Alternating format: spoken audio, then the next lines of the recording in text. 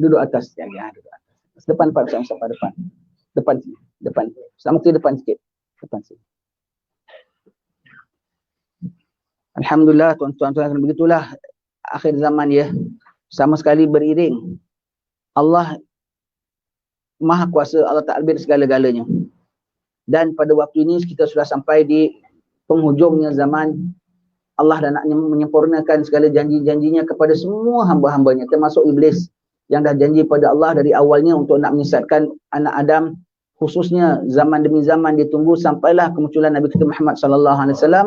Dia dah tahu waktunya dah semakin dekat dan sekarang dia dah tahu sudah sampai penghujung, dia lagi nak rebutkan. Yang penghabisan ni adalah anak Adam, umat Muhammad pulanya. Yang confirm syurga, yang confirm beriman, yang confirm akan binasakan mereka. Jadi dia sungguh-sungguh dan Allah Ta'ala izinkan. Allah Ta'ala izinkan apa dia nak pakai segala prasarana yang ada atas muka bumi ni, nak pakai langit, nak pakai awan, nak pakai laut, nak pakai apa semua untuk nak buat porak-peranda, yang nak buat kacau, yang nak buat jalankan ajaran dia, Allah izin. Dalam satu pihak Allah Ta'ala izin dia kerana dia hamba Allah, dia minta pada Allah Ta'ala, Allah izin. Dalam satu pihak pula orang-orang salih juga Allah Ta'ala selamatkan. Jadi tentang minta dia Allah izin. Dia buat kerja dia Allah izin. Allah buat kerja Allah. Kerana orang mukmin ada buat kerja dia. Orang jahat ada buat kerja dia, pasukan jahat ada buat kerja dia, iblis dan juga segala anak buahnya Dajjal buat kerja dia. Orang-orang salih pun buat kerja dia. Orang-orang salih pun ada doa, orang salih pun minta dan Allah Ta'ala raikan kedua-duanya. Allah akan asal jangan yang ini dapat masuk dalam yang ini dapat jangan masuk yang ini. Kalau yang satu dan kalangan orang salih, orang baik dapat dia tersilap, dia buat lakukan dosa, dia termasuk dalam grup ini, dia dibenarkan untuk tarik. Allah berlindung. Maka pada zaman inilah kita banyak ibadat kepada Allah Ta'ala, banyak tobat kepada Allah Ta'ala. Semoga Allah Ta'ala berikan kita hati yang insaf, dapat bertobat daripada dosa-dosa kita. Banyak orang tanya, Ustaz, ni akhir zaman apa nak bikin? Awal mula tobat. Awal mula tobat tidak lain. Ada orang tanya kita dah nak pindah masuk hutan, nak pindah itu, nak pindah ini, semua itu semua kita tak tahu. Nak masuk hutan ke, nak masuk apa, macam mana kau nak sembahyang dalam hutan? Macam kau nak makan apa dalam hutan? Nanti tak selesa masih apa yang Allah Ta'ala tetapkan rumah kita, tetaplah. Ada orang tanya nak simpan makanan, stok makanan banyak-banyak pun tidak perlu juga. Stok makanan banyak-banyak dilanda banjir, habis tak? Habis juga. Stokkan iman kuat-kuat. Banyakkan ibadat. Dan sebelum kita stokkan iman kuat-kuat, kita kena bersihkan. Banyak kita nak beramal, banyak kita nak baca itu, baca ini, tapi kita iringi dengan banyak-banyak dosa, tak guna tuan-tuan sekalian. Imam Ghazali sebut dalam Minhajul Abidin, sedikit amal tetapi berserta dengan suci hati jauh lebih berkesan untuk mendekatkan diri kepada Allah Ta'ala berbanding dengan banyak amal tetapi kita mengiringi dengan berbagai-bagai dosa. Itu juga lah Imam Haddad sebut dalam kitab Adab Suluk Al-Murid kita nak menuju Allah Subhanahu Wa Ta'ala tak boleh tidak mesti kekang diri kita daripada dosa. Allahumma ya Allah, bantu kami ya Allah, bantu kami untuk meninggalkan maksiat ya Allah, bantu kami supaya dapat taat kepadamu ya Allah. Astaghfirullahalazim alladzi la ilaha illa huwal hayyul qayyum wa atubu ilaih. Allahumma anta rabbi la ilaha illa anta khalaqtani wa ana abduka wa ana ala ahdika wa ahdika mastata'at. A'udzu bika min syarri ma sana'tu. Abulaka bi ni'matika alayya wa abu bi dhanbi faghfirli fa innahu la yaghfiru dhunuba illa anta. Ya muqallibal qulub tsabbit qulubana ala dinik wa ala ta'atik subhanaka inni kuntu minadh dhalimin. Semoga Allah Ta'ala tetapkan iman kita senantiasa. Semoga Allah Ta'ala berikan kita hati yang celik. Dengan kita berhenti daripada segala dosa-dosa kita, membersihkan hati kita, Allah berikan kita hati yang celik. Hati celik, kita nampak benda buruk, kita nampak benda buruk sebagai buruk, kita nampak benda baik sedang baik. Sebagaimana akhir zaman orang akan pandang benda-benda baik sebagai buruk, benda-benda buruk sebagai baik. Salah satu tanda nak keluar dari Dajjal, orang tak sedar itu adalah agenda Dajjal, bahkan orang nafikan. Orang sebut, orang nafikan. Orang sebut, orang nafikan. Ya, begitulah. Allahu Akbar. Tetapi Maha Suci Allah Ta'ala senantiasa menolong dan membantu pada hamba-hambanya yang beriman. Sambung baca kitab kita sampai muka surat 37 ya. Sampai pada asal usul keluarga Dajjal. Baik. Asal usul keluarga Dajjal. Saya dulu masih budak lah ya, belajar dengan Habib Abdillah Al-Jufri sampai bab ini. Sampai bab ini asal usul keluarga Dajjal. Jadi tentang Dajjal ni banyak khilaf tuan-tuan sekalian ya. Ada yang mengatakan dia sudah ada sejak zaman dahulu kala. Allah Ta'ala panjangkan umur dia. Macam dari pihak kita ada Nabi Khidir, bagi pihak mereka ada Dajjal ini. Ya. Sampai ada sahabat Nabi, ada yang kapal mereka terdampar di pulau, nampak satu makhluk, dia tanya itu, dia tanya ini semua. Dan kemudian dia mengaku Dajjal. Nabi diamkan saja. Pada zaman Nabi juga ada seorang budak, mak bapaknya kahwin lama. Dajjal ni salah satu cirinya ialah mak bapak dia kahwin lama tak ada anak. Dapat anak gelap kulitnya, kerinting rambutnya, matanya sebelah. Zaman Nabi ada satu begitu, dia boleh baca hati orang, dia boleh baca hati orang. Maka Nabi dengan Sayyidina Umar pergi, dia cuba baca hati Nabi tapi tak dapat. Sayyidina Umar nak bunuh dia. Rasulullah mengatakan, kalau dia Dajjal bukan bahagian kau, iaitu siapa? Sayyidina Isa yang akan bunuh dia. Dan kalau dia bukan Dajjal, sia-sia kau bunuh dia. Tapi Nabi tak nafikan. Mungkin, harus juga. Dan ada juga mengatakan dia adalah orang akhir zaman, macam Mahdi lah akhir zaman, belajar ibadat pada Allah Ta'ala untuk umat Mahdi, confirm orang akhir zaman. Tapi Dajjal ini ada khilaf. Kalau dia orang akhir zaman, bermakna mak bapak dia ada zaman sekarang ni. Kalau dia orang zaman dulu, makna mak bapak dia pun orang zaman dulu. Kalau dia orang zaman sekarang, mak bapak dia ada zaman sekarang ni. Saya dengar hadis ini, Dajjal ada kemungkinan dia orang akhir zaman, bermakna, dan kita belum tahu dia Yahudi. 17 saya masih budak. Dia orang akhir zaman, dia akan keluar, dia akan jahat. Saya doa pada Allah Ta'ala, ya Allah, janganlah nak cucu aku jadi Dajjal, ya Allah. Kalau jadi Dajjal, kau kasihlah aku alam, biar aku cekik dia dari kecil, biar dia tak hidup pun tak apa. Sampai minggu depan, Nabi Alhamdulillah katakan, Dajjal ada daripada keturunan Yahudi, Alhamdulillah, maknanya bukan daripada cucu cicit aku. Tentang itu kita tak payah bimbang. Tetapi Dajjal bukan daripada anak cucu cicit kita, confirm, Alhamdulillah, syukur pada Allah Ta'ala, kita orang Melayu. Itu satu kenikmatan kita orang Melayu, iaitu apa? Confirm bukan anak cucu kita. Tapi jangan jadi pengikut Dajjal sudah. Berlindung sama Allah Subhanahu Wa Ta'ala, jangan jadi penafi Dajjal sudah. Na'udzubillahi min dzalik. Jangan jadi, dia mula-mula, dia paling penting sekali, jangan jadi pengikut Dajjal. Jangan jadi orang penafi Dajjal, dan paling awal punya peringkat, jangan jadi orang yang tak sedar nak keluar Dajjal. Dari awal mula tak sedar nak keluar Dajjal, akan nanti nafikan Dajjal. Orang cakap bukan, itu penyelamat kita. Kita tengah susah-susah gini kan dia bantu kita, apa pula kau cakap, tengok yang dia bawa semuanya baik. Dia bilang kita lapar, laparnya bohong, dia kasih kita makanan, makanannya pun palsu. Dia bilang kita sakit, sakitnya pun tipu, dia kasih obat, obatnya pun racun. Dia bilang ekonomi kita teruk, padahal kita masih boleh hidup, boleh survive. Dan ekonomi teruk, ikut cakap dia makin jadi papa kedana. Tapi itu pun mirang, kita masih mengharapkan dia sebab dia punya karisma dia tu, Allah berlindung sama Allah Ta'ala. Allah, begitu ya. Orang akan ikut, Tapi akhirnya, semua tu, hatta orang Islam pun akan ikut. Semuanya, ramai ulama akan ikut dia. Puluhan ribu hari pertama dia keluar, 1/3 umat Islam ikut dia. Puluhan ribu yang bergelar ulama ikut dia. Na'udzubillah min zalik, lindung sama Allah Subhanahu Wa Ta'ala ya. Ikut dia tu kafir terus ya tuan-tuan sekalian ya. Kafir. Dari sekarang dah mula pembahagian, grouping ini dah mula ada. Siapa masuk grup ni, siapa masuk grup ini. Kena celikkan mata hati kita. Tak celik mata hati kita kalau banyak dosa, hitam kau bilang putih, putih kau bilang hitam. Orang buat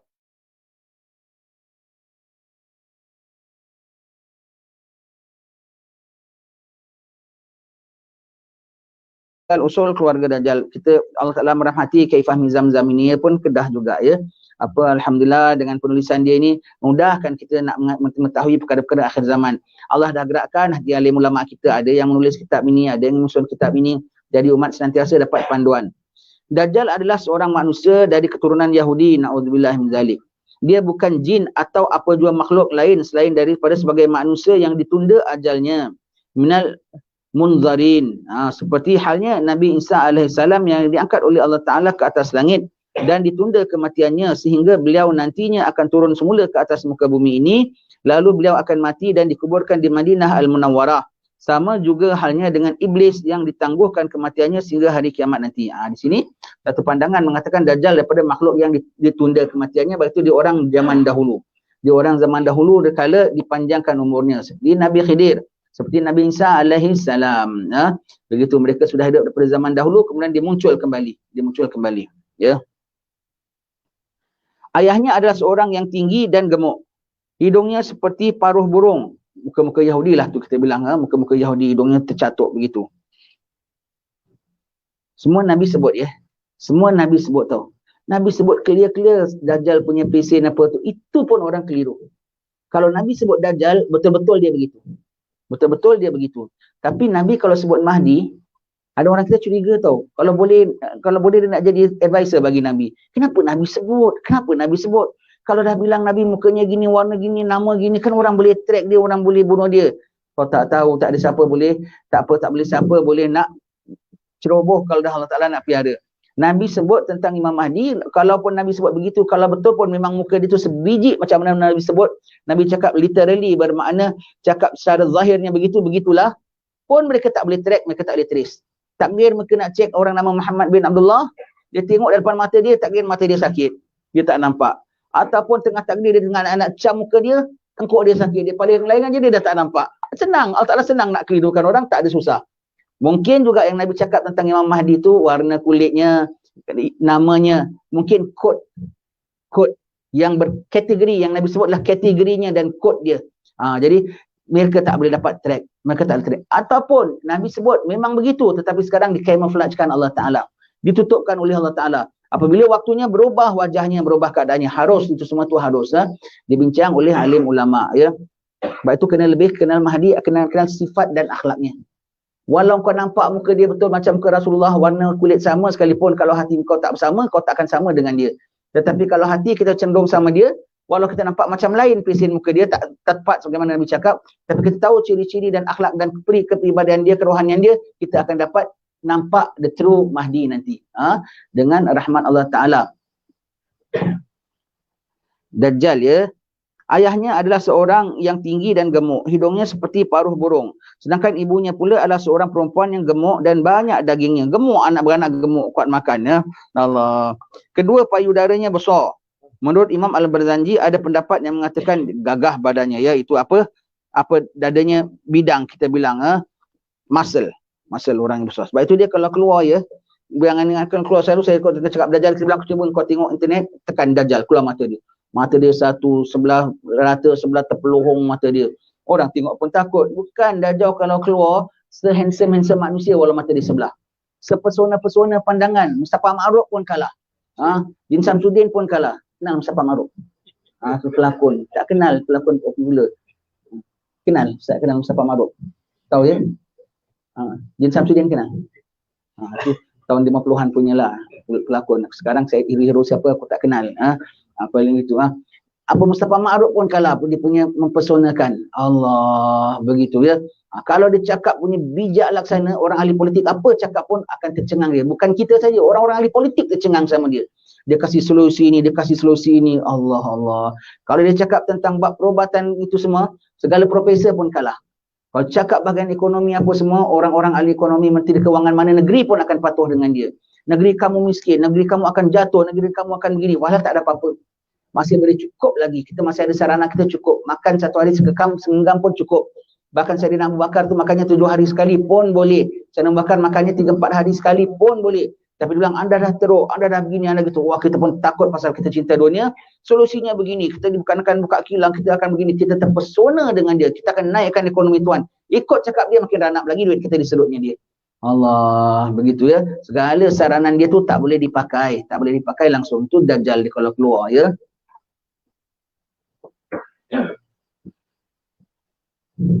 Kedua, payudaranya besar, badannya tu dadanya bidang, ada muscle dadanya tu, istilahnya tak gepeng. Gepeng tu tipis macam tempe.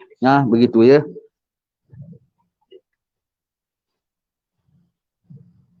Menurut Imam Al-Barzanji ada pendapat yang mengatakan bahawa asal keturunan bapanya ialah seorang dukun Yahudi yang dikenali dengan Syak. Sebab itu dia punya sihir pun tinggi ya.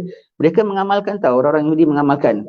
Mengamalkan sebab dia duduk sama orang Bani Israel duduk dengan orang Mesir dahulu mengamalkan sihir. Mereka tahu bikin sihir semua tu ya. Dan akhir zaman mereka pakai ini semua. Segala ini semua pakai. Sebab apa? Chip mereka semuanya, penasihat mereka ialah iblis. Jadi mereka pakai segala sihir dan mereka pakai sihir terhadap kita. Hatta bukan mereka saja, Wahabi pun pakai sihir untuk kita ya. Pada kalau fatwa mereka mengatakan sihir tak boleh syirik kecuali digunakan untuk orang-orang yang memang syirik. Allah. Dia kalau bilang kita kan syirik sembah kubur apa semua. Jadi banyak ustaz-ustaz kita tu disihir oleh mereka akhir zaman. Tak boleh tidak, zikir-zikir, wirid-wirid kena baca setiap hari. Setiap hari kita kena baca. Baik ya. Manakala ibunya pula adalah daripada bangsa jin. Ada yang mengatakan ibunya bangsa jin ya. Seperti Puteri Balqis, kacokan antara jin dengan manusia ya. Jin kahwin dengan jin dengan kahwin manusia boleh tak? Mazhab Syafi'i tak boleh, tak sah. Mazhab Hambali boleh. Mazhab Hambali kahwin dengan jin boleh. Kenapa? Isteri Nabi Sulaiman itu Puteri Balqis adalah kacukan antara jin dengan manusia. Lepas itu kita kau tengok cerita orang putih, kadang saya suka tengok cerita-cerita orang putih yang zaman-zaman dulu tahu. Apa macam cerita-cerita perang-perang zaman dulu punya ratusan tahun. Nanti kita tengok, ya ini watak. Sebab mereka ambil daripada kitab. Macam kita tengok cerita apa tu yang pelik-pelik, ada keluar monster-monster. Ada manusia kakinya haiwan. Itu Siti Balqis, ketika dia sing-sing kaki tu, nampak kaki dia tu bukan kaki manusia. Dia kacukan ya. Kata Dajjal adalah jenis kacukan dengan jin. Sebab itu dia boleh komunikasi dengan alam sana. Dia punya hal dia. Khal dia, bapa asal dia semua Yahudi, am dia semua Yahudi, khal dia semua jin. Jadi dia anak saudara jin. Jadi anak saudara jin, ponakannya jin ya. Jadi itu Dajjal. Ia hidup di zaman Nabi Sulaiman alaihissalam dan mempunyai hubungan dengan makhluk-makhluk halus. Ada kata dia hidup daripada zaman Nabi Sulaiman, dia sudah ada lagi. Lalu oleh Nabi Sulaiman alaihissalam akhirnya ia ditangkap dan dimasukkan ke dalam penjara. Walau bagaimanapun kelahiran dan kehidupannya di masa kecil tidak dapat diketahui dengan jelas. Namun sudah pasti ia adalah daripada keturunan Yahudi, betul. Tentang dia daripada zaman bila lahir itu semua dengan jelas tak tahu. Ada mengatakan zaman Nabi Sulaiman, ada mengatakan belum lagi, ada mengatakan kemudian lagi, ada mengatakan zaman Nabi kita, ada mengatakan dia orang akhir zaman. Tapi pokoknya confirm dia Yahudi. Confirm dia Yahudi ya. Kenapa Yahudi Sebab Yahudi lah imam orang-orang kufar. Awwala kafirin bih, yang mula kufur kepada baginda sallallahu alaihi wasallam ialah mereka. Mereka yang dapat kenyataan, mereka yang dapat kitab, mereka yang dapat iman awal daripada kita semua.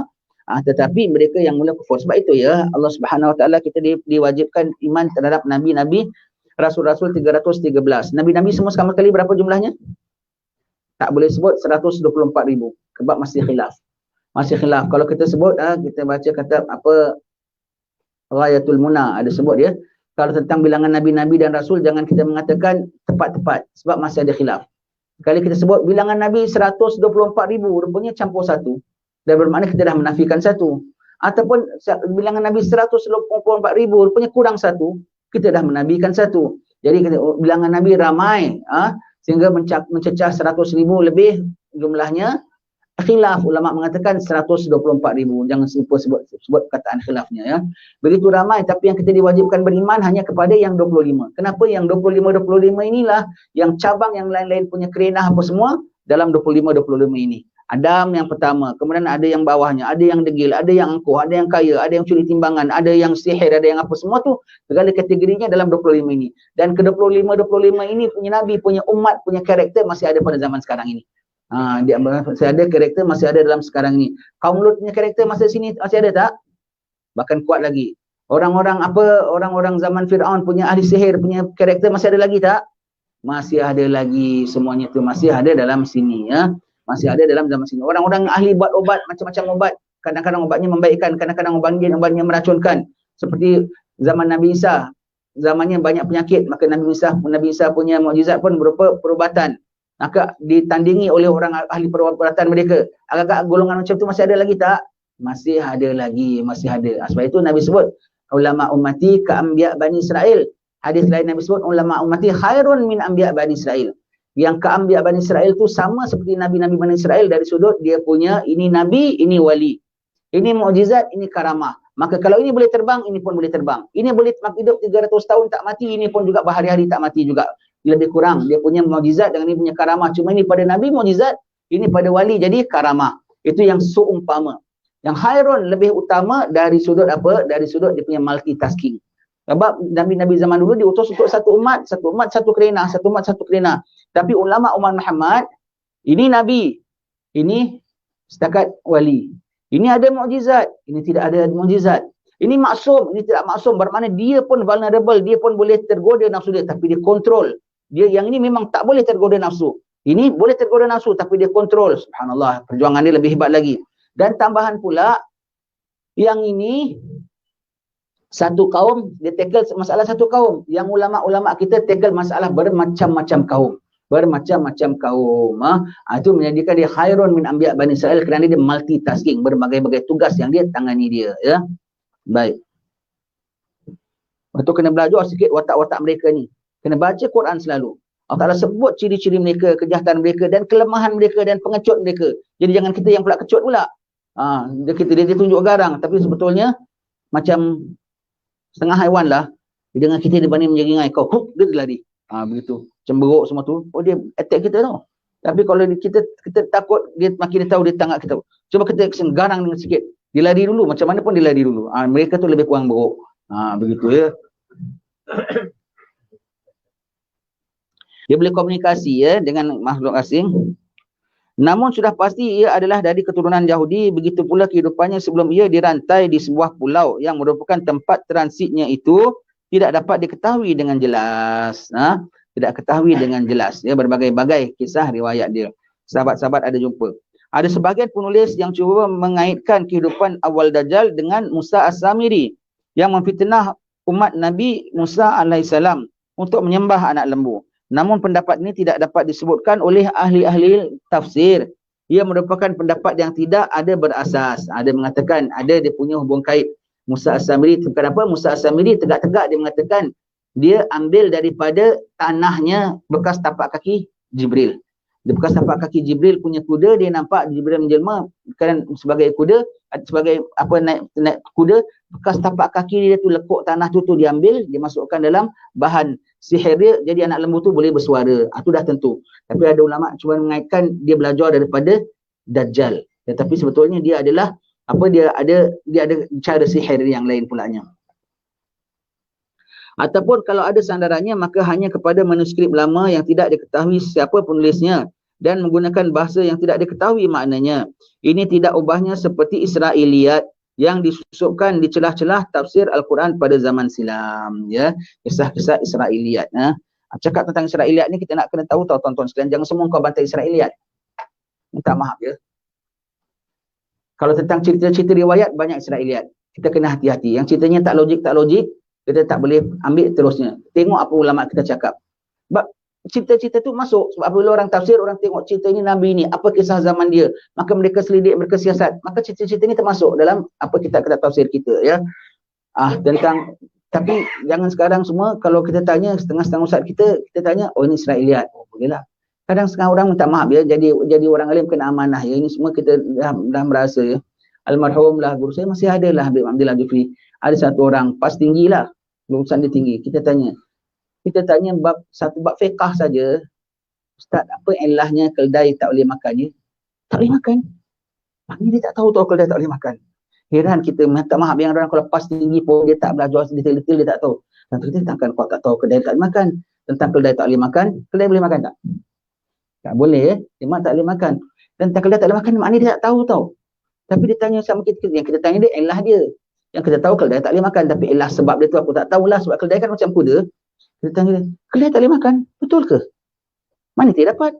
Anak bilang dalam kitab sekian, heran betul dia. Dia tak tahu. Itu tak, sebetulnya hukum tu tak tahu pun tak apalah. Sebab kita negara kita tak ada keldai. Dan pun mungkin sumbernya daripada Israiliyat. Kita tanya fikir, dia tak tahu, dia bilang Israiliyat. Sekarang orang kita, dia tak tahu jawab, dia mentolakkan Israiliyat. Senang dia tahu. Sebab ini diragukan. Itu hukumnya diragukan, tak tahu pun tak apa. Negeri kita tak ada keldai dan mungkin sumbernya daripada Israiliyat. Israiliyat, aku tanya keldai, kenapa sebab ilah tak makan Israiliyat? Jawabnya kalau dari sisi orang alim ilmu, jawabnya tu mantap tak? Jawapan kau lebih Israiliyat daripada persoalan tu Israiliyat. Lama saya bilang. Kemudian saya ingatlah Habib Abdullah Jufri, kemudian saya ingat dulu lah, saya bilang Ustaz, ada setengah orang saya tanya gitu, barulah kita tahu lah dulu kita kan orang kalau pas tinggi tu maknanya pas tinggi lah ya. Habib Abdullah bilang mereka punya cara belajar tak macam kita, detail sebaris demi sebaris.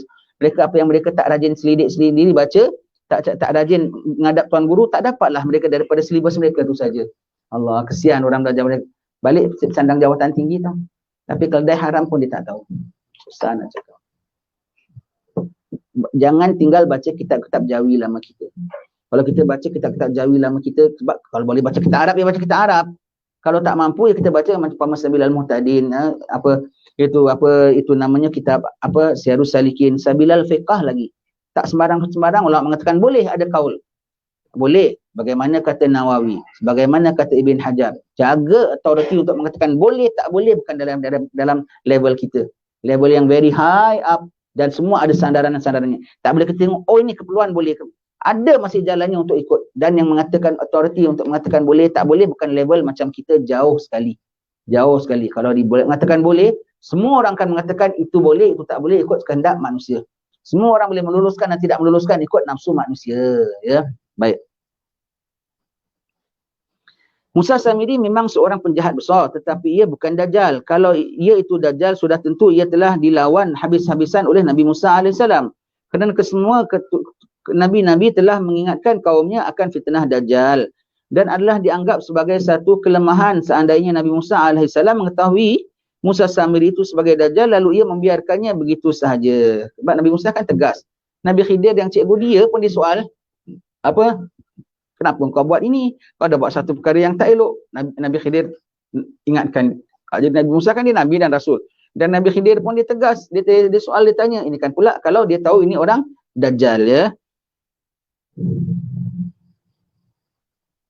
Dan kalaulah dikatakan bahawa Dajjal hanya akan bertarung dengan Nabi Isa AS dan Nabi-Nabi yang lain tidak akan dapat berbuat apa-apa dengannya, maka hal ini bertentangan dengan sabda Rasulullah sallallahu alaihi wasallam yang berbunyi, wa in yakhruj wa ana baina dhahra bainakum fa ana hajijun likulli muslim. Seandainya Dajjal keluar dan saya Rasulullah masih berada di kalangan kamu, maka akulah yang akan berhadapan dengannya bagi mewakili setiap orang Islam. Jadi walaupun memang ketetapannya Nabi Isa tidak bermakna Nabi-Nabi lain tak boleh tentang dia. Sebab Nabi sendiri, aku sendiri akan tentang dia. Sedangkan yang mengatakan bahawa dia akan dibunuh oleh Nabi Isa pun Nabi Muhammad sendiri. Bermakna untuk lain-lain Nabi tindak dengan dia, kontrol dengan dia pun boleh. Bukan Nabi-Nabi saja yang bunuh dia, memang tugas Nabi Isa. Tapi untuk menghalangkan dia, ulama pun boleh. Dengan beri kita kesedaran aja, bermakna dah terhalanglah dia. Nak dengan taktik-taktik dia, tipu daya dia, kita nak cut betul-betul stop dia, susah. Tetapi dengan kita sedar saja, sebab diorang ni licik PL-nya. Licik PL-nya. Dan orang kalau licik tu, dia tak stay 1 tahun. Dia tengok orang tahu kena ada aja, dia cari jalan lain. Dia banyak plan A, plan B, plan C, plan D. Kita kalau boleh plan A dia pun tak mau lulus sepenuhnya. Plan A dia kalau kita tahu, ini plan dia. Nanti dia tukar plan B. Dia tukar plan ini, dia tukar plan ini. Itu saja dah mengganggu dia. Itu saja sudah mengganggu dia. Untuk membatalkan plan A dia A sampai Z padamkan, kita tak mampu. Tapi kita sedar saja, dia lari. Perompaklah. Dia nak masuk pintu sini, kita tengok dia lari. Kita pasang selak. Dia nak masuk sini, kita acu pistol, dia lari. Datang lain kali pulanya. Begitu, ya. Asal kita sedar. Asal kita sedar. Dan Rasulullah sallallahu alaihi wasallam juga menyebutkan, wa huwa khariju fikum la mahalah. Iaitu apa? Dan Dajjal itu sudah pasti akan keluar pada zaman kamu. Keluar pada zaman kamu akan muncul. Cuma munculnya tu daripada mana dia muncul, pada zaman bila dia terbit, itu tidak dapat dipastikan. Perkataan ini membawa arti bahawa Dajjal belum keluar membawa fitnah sehingga masa Rasulullah sallallahu alaihi wasallam bersabda perkataan tersebut, dan ia keluar setelah masa sabdaan Nabi sallallahu alaihi wasallam itu. Nabi itu, jadi ada ulama faham cakap Nabi ni, dia akan keluar pada zaman kamu, iaitu belum pada zaman kami. Kalau belum keluar pada zaman kami, bermakna walaupun maksud hadis ini dia akan keluar pada zaman kamu, tidak pada zaman kami, walaupun dia sudah ada pada zaman kami. Itu mafhum daripada hadis ini, ya. Mafhum daripada sini kalau kita nak pandang dari sudut itulah. Kalau tengok riwayat-riwayat lain mengatakan dia tidak mustahil dia orang akhir zaman, ya. Dan seandainya kita mahu menerima cerita-cerita Israiliyat, maka yang boleh kita terima hanyalah yang tidak bertentangan dengan nas Al-Quran atau hadis Nabi sallallahu alaihi wasallam. Sedangkan apa yang disebutkan oleh manuskrip lama ini adalah bertentangan dengan nas yang sahih, yang sarih atau nyata dari hadis Rasulullah sallallahu alaihi wasallam setelah yang kita sebutkan sebentar tadi, ya. Jadi orang kalau nak kaji sejarah, orang ambil memang daripada Bible tau. Daripada Bible, daripada kitab Taurat lama. Apa Old Testament, New Testament. Mereka ambil. Kenapa?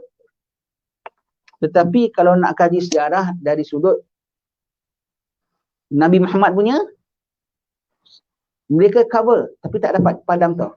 Almarhum Tuan Guru Ahmad Didat, ya, orang South Africa, dia kaji dia punya ahli tafsir Bible sampai padri-padri pun kalah. Dia tengok, dan dia tengok ini ayat kau menunjukkan siapa ini.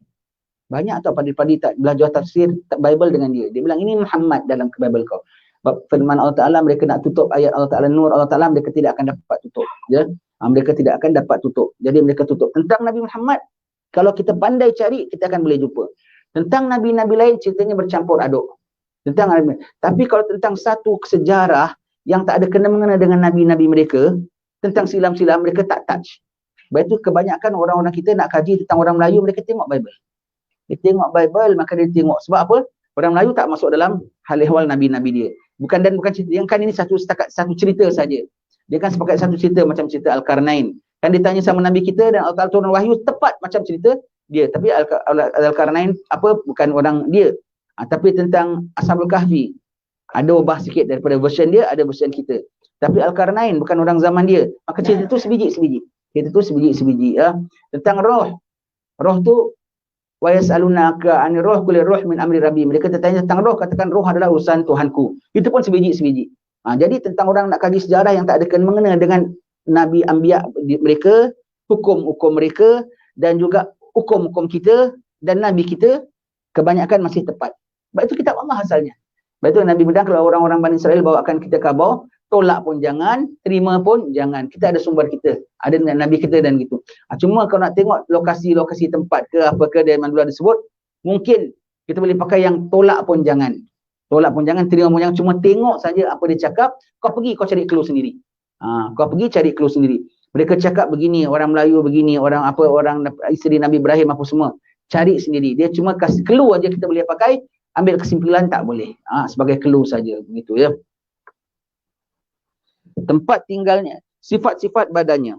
Ada beberapa ciri perawakan Dajjal yang disebutkan dalam hadis-hadis Rasulullah sallallahu alaihi wasallam, di antaranya dia adalah seorang yang kelihatannya masih muda, syabab. Sebab itu bilang, nampak kalau tua berkedut, keriput orang nak ikut dia tak? Very presentable. Maaf cakap dia, na'udzubillah ya. Orang tengok dia semua terpesona terus tau. Macam artis yang paling lawa pun kalah. Sebab itu ya, kena jaga iman betul-betul ya. Jangan matanya jahat ya. Jangan matanya busuk ya. Sekarang perkara semua kena cakap tegak-tegak. Orang jantan pandang orang perempuan minat, orang jantan pandang orang penjantan pun minat. Kalau orang jantan yang minat pandang jantan, dia tengok Dajjal, dia terus minat. Dia punya mempesonakan tu, Allah. Lepas tu kau kena kikis sikap-sikap ini. Semua tu sikap-sikap yang jangan ingat, aku sembahyang, aku ibadat ni, got nothing to do. Got nothing to do, itu yang salah satu ciri-ciri dia boleh menarik orang. Keduniaan, kemaksiatan, semua tu dia boleh cari dari orang semua begitu ya. Orangnya, perawakannya begitu mempesonakan. Berbadan besar dan agak kemerah-merahan. Tak pucat lesi. Tidak hitam legam, tapi kulitnya kemerah-merahan tapi dark complexion. Orang putih bilang tan. Orang putih kan suka tan. Yang dia pucat, orang putih punya muka, dia mandi matahari panas itu pasal dia nak memerah-merahkan sikit. Tan orang putih bilang. Kulitnya tu tan. Rambutnya kerinting tebal macam negro. Kelihatan dari belakang seolah-olah dahan kayu yang rimbun. Tegap ya. Dan tandanya yang paling jelas sekali ada dua. Pertama, buta matanya yang kanan dan kelihatan seperti buah kismis yang kecut. Kecil aja mata dia. Itu pun boleh nampak handsome. Maknanya handsome sangat tak? Orang kalau dah handsome sangat, orang tak nampak dia punya itu kan. Yang ada setengah orang buta pun sayang, handsome tapi buta. Tapi nampak handsome juga kan. Walaupun jalan. Itu pun tapi nampak handsome-nya. Manakala matanya kiri pula tertonjol keluar kehijau-hijauan berkelip-kelip laksana bintang. Jadi kedua-dua matanya adalah cacat. Pun orang suka. Orang pandang ini unik, unik orang pandang, Allah. Dan ada tertulis di dahinya tulisan kafir, kafara.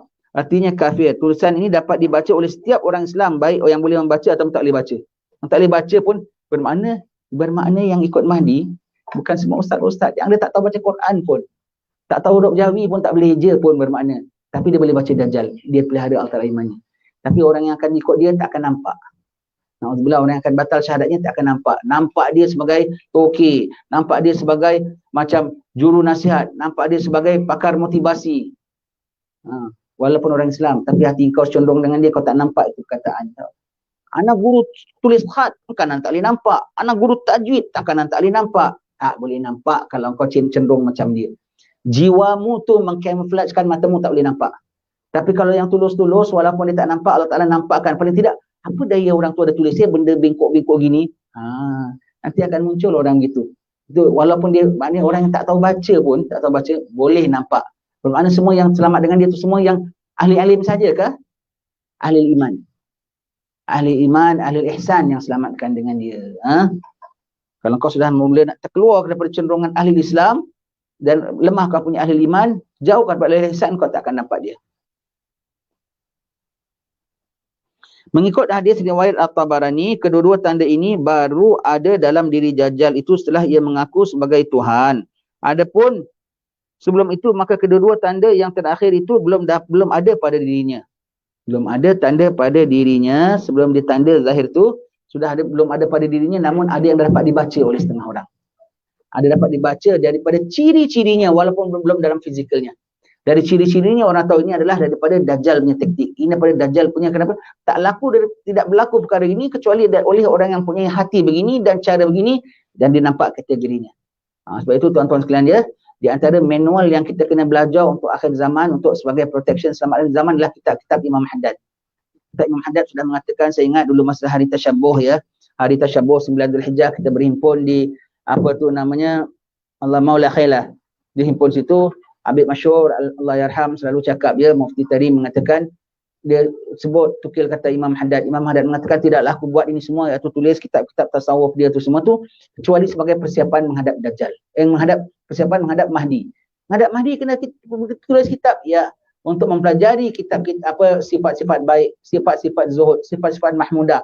Dengan itu engkau boleh kesan segala sifat-sifat mazmumah yang ada pada musuh-musuh Allah Subhanahu Wa Taala. Imam Haddad mengatakan tidak aku tulis ini semua kecuali sebagai persiapan jumpa Mahdi.